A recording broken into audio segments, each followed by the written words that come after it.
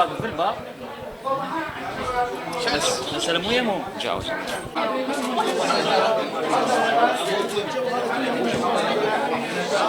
بسم الله الرحمن الرحيم.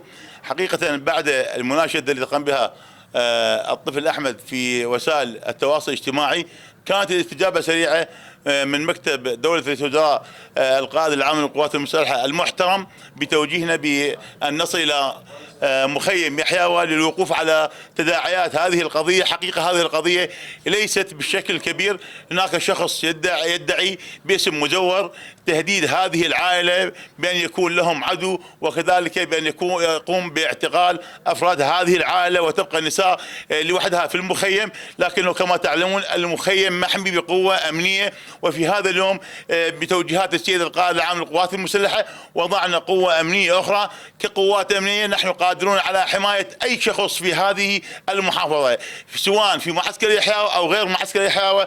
نحن قادرون على حماية كل أبنائنا في هذه المحافظة، وإن شاء الله التحقيق مستمر من أجل إيجاد هذا الشخص الذي يهدد بهذا الاسم الوهمي من خلال أرقام الهواتف، من خلال الصفحات التي يقوم بإنشائها على مواقع التواصل الاجتماعي.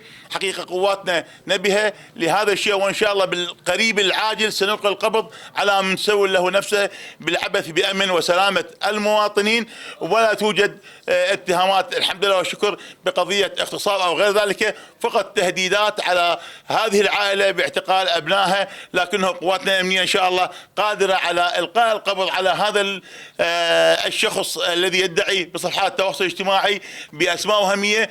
ومع هذا القوات الأمنية تعاهد جميع أبنائها في محافظة كركوك على القيام بواجباتها ومهامها من أجل حماية المواطنين.